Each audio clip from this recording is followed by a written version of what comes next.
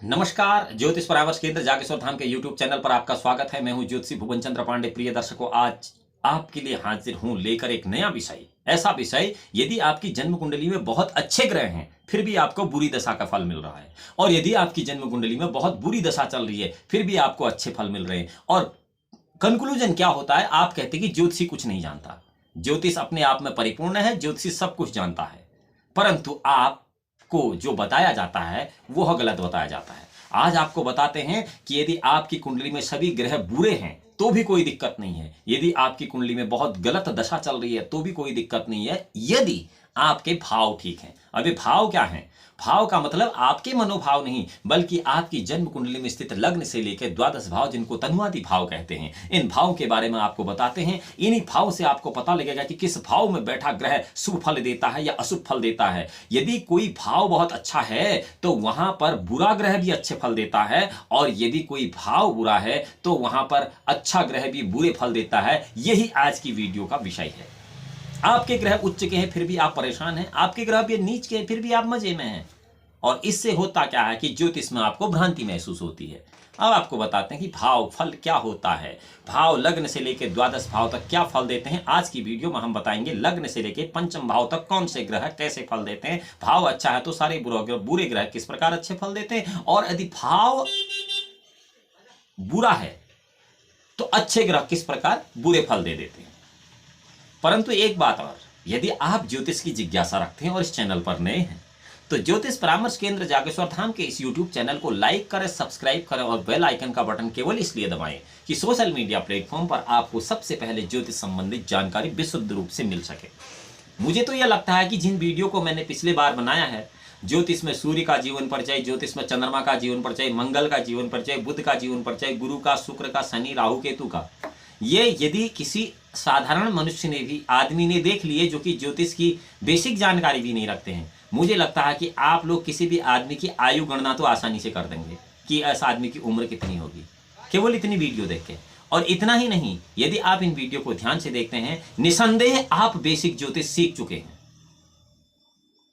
क्योंकि इन वीडियो के अंदर कुछ है ही ऐसा, इनके अंदर सारी बेसिक जानकारियां हैं, कोई लाव लपेट नहीं है, सीधी सी बात है। आप इनको देख सकते हैं यदि आप ज्योतिष की जिज्ञासा रखते हैं। चलिए चलते हैं, भाव क्या कहते हैं। ज्योतिष में भाव लग्न से लेकर द्वादश भाव तक, यह सब तन्वादी भाव कहलाते हैं। तनु, धनु, पराक्रम, सुख, शुद्ध, रिपु, कलत्र, रंध्र, भाग्य, कर्म और आय और व्यय, यह द्वादश भाव हैं। इनको तन्वादी भाव भी कहते हैं। समस्त भविष्य कथन के लिए, यद्यपि जीवन जो है मनुष्य जीवन, वह ज्योतिष के फल कथन का विषय नहीं है बल्कि समाधान का विषय है, परंतु उसमें समस्त क्रियाकलापों को 12 भागों में वर्गीकृत कर दिया गया है। उसके अंतर्गत 9 ग्रहों की युति, दृष्टि, गोचर आदि को आधार बताया गया है, और विभिन्न प्रकार के भावों को कारकत्व तथा स्वामित्व दिया गया है। और इस प्रकार कुल मिलाकर यह व्यवस्था एक विशेष प्रकार से बनती है, जो व्यवस्था मैं आपको बताता हूँ। पहला भाव, जिसको हम लग्न कहते हैं, इसका सीधा संबंध शरीर से है। शरीर लग्न के डोमेन में आता है, और इसका स्वामी जो होता है वो मंगल होता है, और कारक लग्न का जो है वो सूर्य होता है। दूसरा भाव, जिसको हम लोग धन भाव कहते हैं, यह माता का विवेच्य है। शुक्र इसका स्वामी है और गुरु इसका कारक भाव है। तीसरा भाव भाई बंधु का होता है, जिसको हम पराक्रम भाव भी कहते हैं। बुध इसके स्वामी होते हैं और मंगल इसका कारक ग्रह होता है। चौथा भाव, हम इसे सुख का भाव भी कहते हैं, लेकिन यह धन का भाव होता है। इसके मालिक जो हैं वह चंद्रमा होते हैं, और चंद्रमा ही इसके कारक भी होते हैं। पांचवें भाव को हम सुत भाव कहते हैं, संतान का भाव। सूर्य इसके स्वामी होते हैं और गुरु इसके कारक होते हैं। छठा भाव जो होता है वो माँ बाप का और ससुराल का होता है, जिसको हम ऋण रोग शत्रु का कहते हैं, और बुध इसके स्वामी होते हैं और केतु इसके कारक ग्रह होते हैं। सातवां भाव जो है जमीन जायदाद का होता है, कलत्र स्थान का होता है। शुक्र इसके स्वामी होते हैं और शुक्र और बुध ही इसके कारक भी होते हैं। आठवें भाव को मृत्यु और रोग कहते हैं, रंध्र स्थान होता है। मंगल और शनि इसके स्वामी होते हैं, और मंगल और चंद्रमा ही इसके कारक होते हैं। नवां भाव जो है वो धर्म का होता है और दादा दादी का होता है।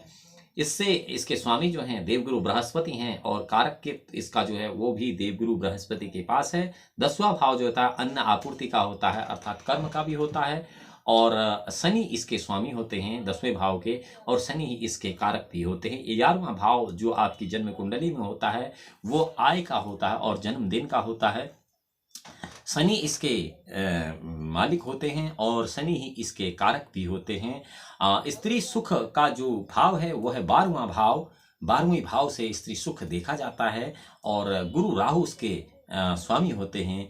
और इतना ही नहीं, राहु उसके कारक भी होते हैं। इस प्रकार यह एक मोटा माटी यह था कि कौन सा भाव किसका कारकत्व होता है। अब हम आपको विस्तृत रूप में बताते हैं कि भाव क्या होते हैं। सबसे पहले जिसको हम लग्न कहते हैं जन्म कुंडली में, ये जो दिख रहा है आपको, या इस कुंडली में दिख रहा होगा या इस कुंडली में दिख रहा है, ये जो ऊपर से जो घर होता है इसको कहते हैं लग्न। क्या कहते हैं? लग्न। लग्न जो है यह प्रथम भाव कहलाता है। इस प्रथम भाव में कुंडली के 12 भाव में अगर लग्न जो है वो सबसे महत्वपूर्ण होता है। अन्य भावों का शुभाशुभ जो है वो भी लग्न की बलाबल पर ही निर्भर करता है कि लग्न आपका किस प्रकार का मजबूत है। इसमें जीवन भर माया के संघर्ष का घर इसको माना जाता है लग्न को, और झगड़ा जहां रहे माया का वह भाव कहलाता है लग्न। यह जातक की सफलता असफलता का भी दर्पण है, जगत नियंता का सिंहासन है, ग्रह पहला है, तख्त हजारी है और ग्रहफल राजा कुंडली का है। ग्रहफल जो है वो राजा कुंडली का है। इस प्रकार से हम इसको कहते हैं कि लग्न जो है अत्यंत महत्वपूर्ण होता है ज्योतिष में। इसको आयुष्य मेधा शिक्षा का घर भी लग्न को ही माना जाता है। इल्म आयु का जो है घर पहला ही है। प्रथम भाव का जो स्वामी है मंगल है और इसका कारक ग्रह जो है वो सूर्य है। संपूर्ण देह का प्रतिनिधित्व करता है, पूरे शरीर का प्रतिनिधित्व करता है। शास्त्रीय ज्योतिष में सूर्य को आत्मा का कारक माना गया है, फलतः वह भौतिक देह में शक्ति का प्रतिनिधित्व करता है। प्रथम भाव में सूर्य उच्च का माना जाता है और शनि नीच का माना जाता है। लग्नस्थ ग्रह अगर सप्तम को देखता है तो सप्तम भाव में कोई ग्रह हुआ तो लग्नस्थ ग्रह अपनी अच्छी बुरी सब अलामत उस पर डालकर स्वयं निश्चिंत हो जाता है।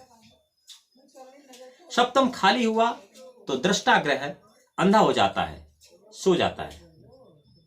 लग्न में कोई ग्रह नहीं हुआ तो प्रथम भाव ही अंधा हो जाता है, सो जाता है। लग्न में अंधे सोए हुए ग्रह भाव को के फल उत्पटांग होते हैं।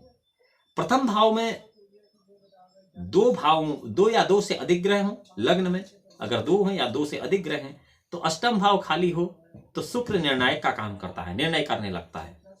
और यह वही निर्णय करता है कि किस ग्रह का कितना फल होगा, यह वहां से फिर खुद देखता है। लग्न में चंद्रमा, राहु, बुध, गुरु चारों हैं और सप्तम में केतु अकेला है तो 35 वर्ष की आयु तक जातक का केवल एक पुत्र जीवित रहता है। 48 वर्ष की आयु के बाद केतु पुत्र कारक का समय समाप्त होकर बुध पुत्री कारक का समय आरंभ हो जाता है। उस समय दूसरा पुत्र सही सलामत रहता है तो पुत्री का अनिष्ट होता है। यह लग्न का खेल है। उपाय है पुत्रों के जीवन और पुत्री के अनिष्ट निवारण के लिए कन्याओं को भोजन खिलाएं और गाय, घोड़े और तोते को रोटी दें या किसी चिड़िया को रोटी दें। इससे न केवल अनिष्ट निवारण होगा बल्कि चंद्र, राहु, बुध, गुरु की गति से राजयोग बन जाएगा। अब आपको बताते हैं द्वितीय भाव, दूसरा जो भाव होता है जन्म कुंडली में जिसे हम धन भाव कहते हैं, वह किस प्रकार कार्य करता है कि द्वितीय भाव धर्म का स्थान है। इसे जगतगुरु बृहस्पति की गद्दी कहा गया है। देवगुरु बृहस्पति की गद्दी कहा गया दूसरे भाव को। इस भाव का स्वामी शुक्र और कारक गुरु है। जातक की वृद्धावस्था में के संबंध में इसी भाव से विचार किया जाता है। सफेद झंडा को हम साई झूले, उम्र बुढ़ापा घर दो का होए। अर्थात द्वितीय भाव में चंद्रमा उच्च का होता है।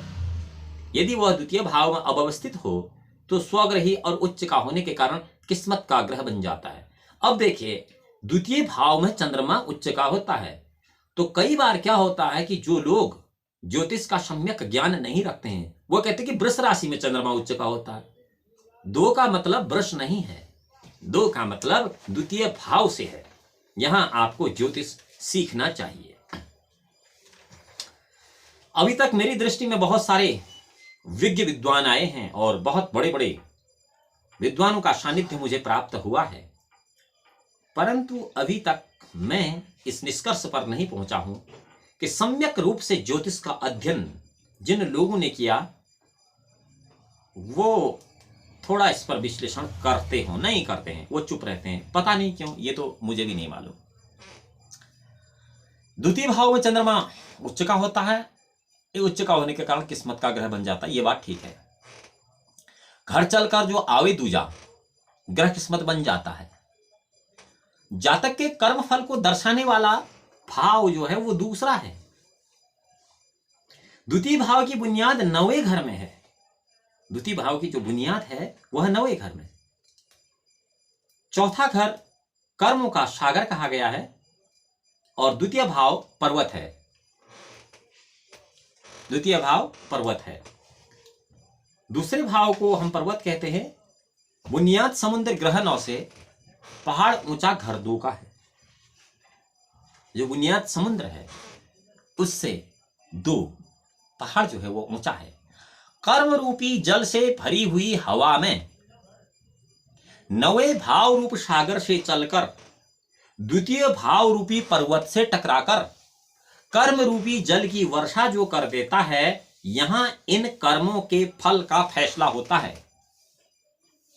फल कथन पद्धति के अनुसार 8वें भाव में बैठा हुआ ग्रह अपने से पीछे की ओर भाव नंबर 2 को देखता है। यह विपरीत दृष्टि हुई, अतः द्वितीय में कोई ग्रह न हो तो फल शुभ होता है। यदि 2 और 8 दोनों ही खाली हों तो फल श्रेष्ठतम होता है। दूसरा और 8वां घर खाली हो तो फल श्रेष्ठतम होता है। 8वें घर में बैठा हुआ ग्रह दूसरे को देखता है। दूसरे में बैठा हुआ ग्रह छठे घर को देखता है। इस प्रकार 8वीं की अलामत दूसरे के द्वारा छठे में पहुंच जाती है, छठे घर में। और यह तब होता है जबकि तीनों ही घरों में ग्रह विद्यमान हो, तीनों भावों में अगर ग्रह है। यदि दूसरा और 8वां भाव खाली है तो छठे भाव के पीड़ित होने का तो प्रश्न ही नहीं उठता है। मैं केवल आपको भाव के बारे में बता रहा हूं। यदि आप इसको फल कथन में उपयोग करते तो आपकी इच्छा, परंतु इतना निसंदेह आपसे कहता हूं कि इस फल कथन में आपको कहीं कोई समस्या नहीं आएगी और आपका फल कथन 100% श्रेष्ठ होगा, सत्य होगा। मैं फल कथन नहीं कर रहा हूं, फिर भी यदि आप इस प्रकार का फल कथन करेंगे तो 100% सत्य होगा, क्योंकि यह ज्योतिष के सिद्धांत नियम है। अब यह समझ में कितनी आता और किस प्रकार आप इसको डिस्क्राइब कर सकते हैं, एक्सप्लेन कर सकते हैं, वो आप पर डिपेंड करता है। एक्सप्लेनेशन और डिस्क्राइबेशन जो है ये सब डिपेंड करते हैं ऑन योर इंटेलिजेंस क्वांटम। 8वें घर में बैठा हुआ ग्रह दूसरे घर को देखता है, दूसरे घर में बैठा हुआ ग्रह छठे घर को देखता है। यह एक सह संबंध है और इस प्रकार 8वें घर की अलामत जो है, ये जो भी दिक्कतें हैं वो बाया 2 होते हुए 6 में पहुंच जाती हैं और इस प्रकार छठा भाव पीड़ित हो जाता है। यदि 8वां और दूसरा भाव दोनों ही खाली हैं तो छठे घर के पीड़ित होने का मतलब ही नहीं होता है और दूसरे और 8वें भाव खाली होने के बाद हमेशा फल जो है वो श्रेष्ठतम होता है किसी भी जातक की जन्म कुंडली में। द्वितीय भाव का स्वामी शुक्र और कारक गुरु दोनों ही बलहीन अगर हैं, दूसरे भाव का स्वामी शुक्र और कारक गुरु यदि दोनों ही बलहीन हैं तो इस भाव पर दुर्भाग्य की मार पड़ती है, तब चतुर्थ भाव उसकी मदद करता है। अतः द्वितीय पीड़ित हुआ तो चतुर्थ का बल देखना चाहिए और चतुर्थ का स्वामी जो है वह चंद्रमा है और कारक भी वही है। यह माता का प्रतिनिधि है। अतः चंद्रमा बलवान हो तो माता के आशीर्वाद से द्वितीय भाव का स्वयं ही उद्धार हो जाता है। चंद्रमा के बारे में कहा गया तिथिरेक गुणा प्रोक्तं नक्षत्रं तु चतुर्गुणं वारश्च अष्टागुणो प्रोक्तं करणं षोडशान्वितं द्वात्रिंशत् गुण योगस्तारा षष्ठी समृतः प्रोक्त शतगुण चंद्र तस्मात् चंद्र बलाबलम। खाली पड़ा घर 10 जब टेवे सोया हुआ कहलाता यू। यानी कि अगर 10वां घर जन्म कुंडली में खाली है तो यह घर सोया हुआ कहलाता है।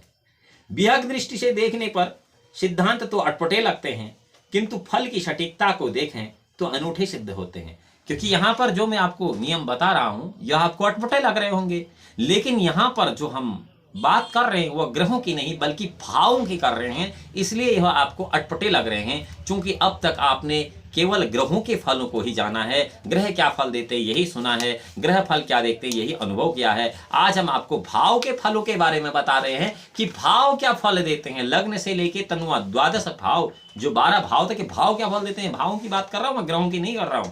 ये आपको ध्यान से सुनना चाहिए। कहीं बीच में कमेंट आ जाएगी आपने ये कुंडली के भाव फल हैं। तीसरे भाव की तरफ चलते हैं। तीसरा भाव 3 मंदा काने, अर्थात 3 काने होते हैं। 3 चीज कोई ठीक नहीं होती है ज्योतिष में भी। 3 की संख्या अशुभ मानी जाती है ज्योतिष में भी। 3 आदमी एक साथ किसी काम के लिए नहीं जाते हैं ज्योतिषी परंपरा के अनुसार। कोई वस्तु लेनी देनी हो तो 3 की संख्या में नहीं लेते हैं ज्योतिषी परंपरा के अनुसार, और नहीं 3 चीजें किसी को देते हैं। तीसरा, रन लेने की कोशिश करने में अच्छे अच्छे बल्लेबाज रन आउट हो जाते हैं। ये ध्यान दिया होगा आपने, ये तर्क है खाली। यूं तो शास्त्रीय ज्योतिष में तीसरे भाव को बहुत शुभ भाव की सृष्टि में नहीं रखा गया है श्रेणी में तीसरा भाव, किंतु एक जगह इसको अच्छा भाव बताया गया है। तीसरा भाव वो एक अलग सा ज्योतिष है। इस घर का रंग है खूनी, असर होता तो भी खूनी। तीसरा घर बहुत दिक्कत वाला है। तीसरे भाव का स्वामी बुध और कारक मंगल होता है।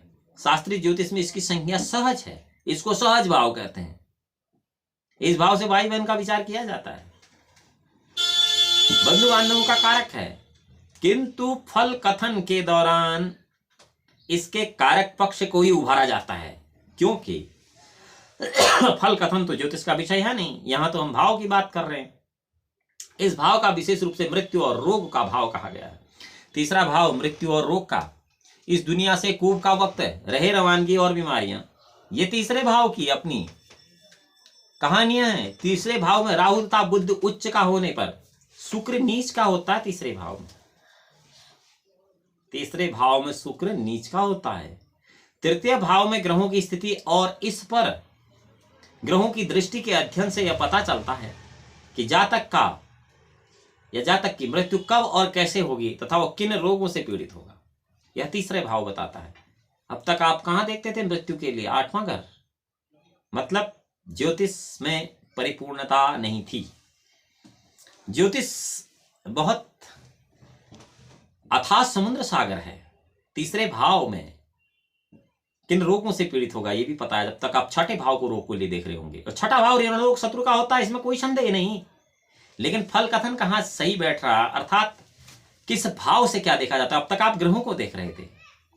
शास्त्रीय ज्योतिष के अनुसार 2 स्थानों पर खोटे ग्रह शुभ होते हैं, किंतु राहु केतु की स्थिति खतरनाक होती है इन जगहों पर। राहु केतु स्वयं मारक नहीं होते हैं, किंतु वे मृत्यु तुल्य कर कष्ट प्रदान करने वाली स्थिति उत्पन्न कर देते हैं। राहु और केतु के तृतीय में होने के साथ साथ षष्ठ या अष्टम में राहु या केतु अगर तीसरे भाव में है, छठे या 8वें में भी अगर पाप ग्रह है, तो अल्पायु की संभावना बढ़ती है। यदि तृतीयस्थ राहु केतु के साथ साथ छठे और 8वें में दोनों खोटे ग्रह या पाप ग्रह हैं, तो यह जीवन के लिए बहुत मुश्किल होता है। संकट के समय में तृतीयस्थ ग्रहों से शत्रुता ही क्यों न हो, मंगल केतु का शत्रु होते हुए भी आपातकाल में केतु की सहायता करता है और उसे बल प्रदान करता है, अर्थात उसकी सहायता करता है। फलस्वरूप जातक पर केतु का दुष्प्रभाव नहीं होता। इस प्रकार यदि गुरु तीसरे में और बुध द्वादश में है, तो बुध गुरु का शत्रु होते हुए भी गुरु को सबल होकर पुष्ट बना देता है। फलतः तृतीय भाव को कोई क्षति नहीं होती है, जातक को सुख समृद्धि ही प्राप्त होती है। यदि इन स्थानों में 12-3 में 2 या 2 से अधिक ग्रह हैं, तो उनके फलाफल का विश्लेषण करके हानि का अनुमान लगाना होगा। द्वादश में राहु और शुक्र यदि इकट्ठे बैठे हैं तो जातक की आयु के 24वें और 25वें वर्ष में उसके जीवन साथी को मृत्यु तुल्य कष्ट होता है। द्वादश में राहु केतु के साथ साथ तृतीय में शनि बैठा हो तो वह शुक्र की सहायता करता है, फलतः राहु अपनी शरारत में सफल नहीं हो सकता है। अब चलते हैं चौथे भाव की तरफ। चौथा भाव, यहां आप ध्यान रखिए कि मैं भावों का फल विश्लेषण कर रहा हूं न कि ग्रहों का। आपको बार बार बता रहा हूं कि यहां पर हम भाव फल बता रहे हैं आपको कि भाव क्या करते हैं। ये जितनी भी कहानियां हम बता रहे हैं भाव कर रहे हैं न कि ग्रह। आज की इस वीडियो में आपने ग्रहों को दाएं बाएं सब छोड़ देना है, केवल भाव फल है ये। अब चतुर्थ भाव में आ गए। चतुर्थ भाव का स्वामी चंद्रमा है, इस भाव का कारक भी चंद्रमा है। चंद्रमा को मां माना गया है, ज्योतिष शास्त्र में चंद्रमा माता का कारक है, इस कारण चतुर्थ को मातृ भाव की संज्ञा दी गई है। चतुर्थ भाव में केंद्र भाव में से एक भाव है, इसको बंद मुट्ठी कहा गया है। पर्वतों की गरतों और रेखाओं पर विभिन्न 12 भावों के स्थान माने गए हैं। अंगुलियों के ठीक नीचे हृदय रेखा से घिरे हुए अनामिका की जड़ में प्रथम भाव कनिष्ठिका की जड़, सप्तम और मध्यमा की जड़ 10वें भाव का स्थान है। चतुर्थ भाव का स्थान कलाई के लिए बिल्कुल पास में हथेली के गूदे पर है। मुट्ठी बंद करने से एक साथ 10 ही मुट्ठी के भीतर आते हैं, एक साथ 10 मुट्ठी के भीतर आते हैं। बाकी जो चौथा भाव है चंद्रमा का सिंहासन, चतुर्थ भाव तो मुट्ठी से बहुत बाहर रह जाता है। यह चंद्रमा का भाव है। सामुद्रिक शास्त्र अगर आप पढ़ते हैं, लेकिन आपको हमारी सलाह है हाथ किसी का मत देखिए, नहीं दिखाइए किसी को, हाथ किसी को मत दिखाइए। यह चतुर्थ भाव है, ये मुट्ठी से बाहर रह जाता है। फिर भी चतुर्थ को बंद मुट्ठी का भाव कहने के कारण यह है कि इस भाव के द्वारा गर्भस्थ शिशु का विचार किया जाता है। माता की गोद, पेट का जाना, शिशु को अपने भीतर बंद किए हुए गर्भाशय बंद मुट्ठी ही तो है। गर्भावस्था के समय नर ग्रह सूर्य, मंगल, गुरु, चंद्र माता की शरण में होते हैं। उनका मित्र बुध भी उनकी मदद करता है, फलतः गर्भस्थ शिशु पूर्णतः सुरक्षित रहता है। तीनों मित्र ग्रह नरशरण माता की पेट अंदर कुल पलता हो। चंद्रमा यह हमेशा मुट्ठी से बाहर, अर्थात यह चतुर्थ भाव है। सामुद्रिक शास्त्र में यह चतुर्थ भाव है। यह चतुर्थ भाव हमेशा मुट्ठी से बाहर रहता है, जबकि 1, 7, 10 जो भाव हैं वह आपके अंदर छुप गए हैं। इस विवेक किलेबंदी के रहते हुए राहु केतु जैसे परम पापी भी गर्भ का कोई अनिष्ट नहीं कर पाते। जो भी ग्रह चतुर्थ भाव में बैठा होगा वह चंद्रमा के समान हो जाता है, उसका प्रभाव भी चंद्रमा के समान ही होता है। ग्रह चौथे हो जो कोई बैठा, तासिर चंद्र वो पाता है, अगर मगर हो उस पर जाता, शनि जहां टेवे बैठा है। यदि चतुर्थस्थ ग्रहों में किसी अशुभ प्रभाव का ग्रह हो तो उस घर में चला जाता है जिसमें शनि विराजमान है। चंद्रमा रात्रि बली होता है, इसलिए जन्म कुंडली में जो भी ग्रह विद्यमान होते हैं वो रात्रि बली हो जाते हैं चतुर्थ भाव में। ग्रह चौथे का रात को जागे या जागे मुसीबत में, या तो वो रात्रि को जागृत होगा या मुसीबत के समय में जागेगा। मदद कोई हो न जब करता आता रे वो बुढ़ापे में। बुढ़ापे में जब कोई मदद नहीं करता तब चौथे भाव का ग्रह आपको मदद करता, अर्थात चौथा भाव तब जागता है। चतुर्थ भाव खाली हो और चंद्रमा केंद्र से बाहर हो तो सब ग्रहों का फल उत्तम होता है, चाहे चंद्रमा रद्दी ही क्यों न हो। खाली होते चौथा मंदिर आखिरी उम्र तक उन्नति हो। खाली हुए चौथा मंदिर आखिरी उम्र तक उन्नति हो और चंद्र का फल दे चंद्र, बैठा चंद्र चाहे नष्ट ही हो। यहां छठे भाव में मंगल और राहु अगर इकट्ठे हैं, हम भावों की बात कर रहे हैं, ग्रहों की बात नहीं कर रहे हैं, ग्रहों को आप हटा दीजिए, तो चतुर्थ की मौत का बहाना बन जाता है भाव का। 8 तीजा 6 टेवे मंदा, मौत बहाना चौथा हुए। अर्थात यहां भाव के नंबर ग्रहों के नंबर से पृथकता व्यक्त करने के लिए 6 के अंक 6 का प्रयोग किया गया है छठा भाव ज्योतिष शास्त्र में अशुभ माना गया है। यह त्रिक भाव 6-8 बार में से एक है। बताते पांचवा भाव क्या करता है। ज्योतिष शास्त्र में पंचम भाव को फणपर कहते हैं। यह मिला जुला शुभाशुभ भाव माना जाता है। इस भाव से जातक के जीवन की सफलता असफलता का विचार किया जाता है। संतान के स्वास्थ्य, रोग, अच्छे बुरे आचरण का विचार पंचम भाव से ही किया जाता है। इसमें पंचम भाव का स्वामी सूर्य और कारक गुरु होता है। भाव और गोचर की दृष्टि से गुरु जब तक शुभ हो तब तक संतान को कोई अनिष्ट नहीं करता है। गुरु टेवे में जब तक उम्दा औलाद दुखी न होती हो। शनि और शुक्र दोनों में से कोई एक पीड़ित हो तो पंचम भाव का फल मंदा होता है, किंतु चंद्रमा उत्तम हो तो स्थिति बदल जाती है, अर्थात मंदी हालत बहुत जल्दी बदलकर अच्छी हो जाती है। पंचमस्थ ग्रह नवम को देखता है। यदि नवम पीड़ित हो तो पंचम का फल मंदा होता है। तृतीय और चतुर्थ के पीड़ित होने का फल भी अशुभ होता है। प्रिय दर्शकों, यह था लग्न से लेकर पंचम भाव का फल। अगली वीडियो में हम आपको बताएंगे छठे भाव से लेकर द्वादश भाव तक क्या शुभाशुभ फल जन्म कुंडली में होते हैं। जब तक अगली वीडियो में आपसे मिलते हैं, भगवान भोलेनाथ आपका परम कल्याण करें। तब तक के लिए नमस्कार।